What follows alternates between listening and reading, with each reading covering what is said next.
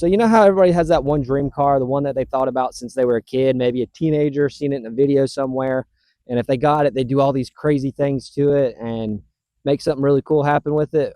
Well, for me, it was this 240 behind me. And sometimes dreams don't turn into reality, and that's what this video is about.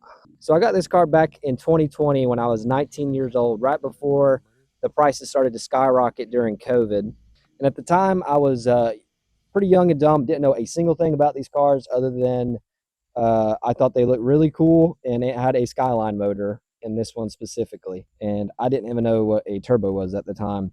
Anyways, I picked this thing up for 2,300 bucks.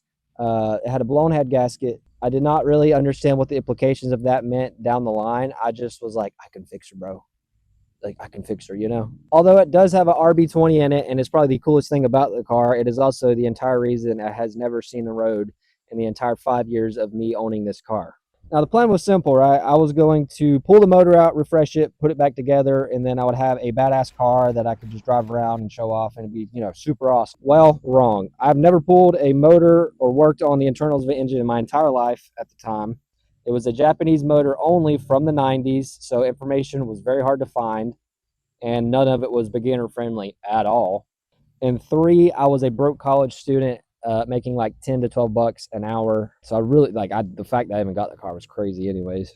And then on top of all that, can't afford it, don't know what I'm doing. I was like, I could make a YouTube channel on top of all of this. That'd be really cool to document it. And I also had no idea how to make videos or do anything like that, which honestly, I respect the fuck out of my younger self because he was delusionally optimistic about how well things would go. Anyways, after getting the motor taken apart without labeling anything or documenting anything that made any logical sense to help me put it back together later on, I realized I was in over my head. But thankfully, I had an E36 at the time with also a blown head gasket that I sold to buy another RB, and it was supposed to be simple, right? Take the good RB, put it in the 240, have a running 240. Also wrong.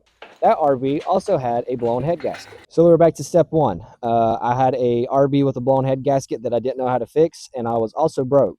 But actually that worked out in my favor because it led to a couple of really good decisions, which also led to a couple of bad decisions. The good decisions was that I was really motivated. I wanted to see this car run, but I needed the money to do it. So I started doing a bunch of side hustles. I was flipping couches, furniture, other random stuff. I was working 2 part-time jobs, and any extra money I had was going to fund this car. Until I found this $300 Civic hatchback. It was a really cool car. The plan was to flip it, but I got carried away because I really like these cars. I got a new motor for it because the motor it had in it was blown. And while I was at it, I was like, might as well do a manual swap on it because the motor I got for it had a manual transmission. So I went through the whole process of doing a whole manual and transmission swap, which also I thought it was a good idea because never pulled a motor on a car. This is a great practice run for a car that was much harder than the Civic to work on. But you'll never guess what happened after I spent all this time and money swapping a manual transmission in, a whole different motor. The head gasket was blown.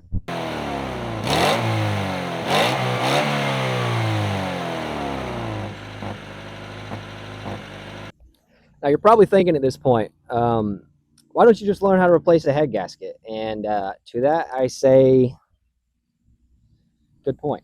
Anyways, I sold the Civic at a loss and just dumped the money I got from the car back into the 240, which was only like 600 to 800 bucks, which really don't get you really far in RB parts and 240 parts, unfortunately. At that point, I kind of stepped away from side hustles and just used whatever money I could from my paychecks to fund the project, and it made it take a lot longer. And eventually I faced my fear of head gaskets. I took the top end of the motor apart. While I was in there, I replaced all the gaskets. I got some ARP head studs. It was going to be a quality build. I made it look good in the process, painted it midnight purple, and through all that hard work of working on that motor, spending like hours in that garage, hours on forums, and even though I messed up everything I possibly could in the process of doing so,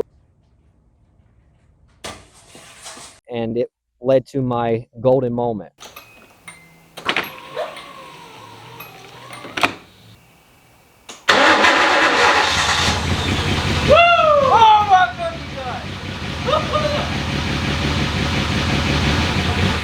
I'm not gonna run it much longer. That started right up too. Yeah, buddy, he done it. He done it. I don't even know how to react. That's so awesome, man. And honestly, at this point, this is probably one of the most fulfilling things I have ever done. Although it was pretty awesome, it was short-lived. After working out some bugs, trying to figure out why it wasn't idle, the intercooler piping wasn't connected at one point, we discovered we had a pretty bad smoking problem, and we decided to do a compression test.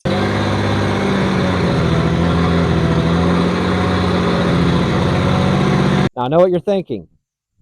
Head gasket. Fair. Also, worse than that. We did a compression test on it, and come to find out, cylinder number 6 would get up to 30 psi and drop back down. The motor was unfortunately fucked. My guess is that the piston rings on cylinder number 6 is bad, because when I pulled the spark plug on it, it was absolutely covered in oil. Either way, it don't matter if it's head gasket or piston rings or whatever it is. I'm going to have to pull the motor out and go back through it and do the exact same thing over again, back to step 1. Starting it was about a year and a half to 2 years ago, and that brings me to this current moment today. This is where I say sometimes dreams are just dreams, and that's okay. Unfortunately, I have to sell the car.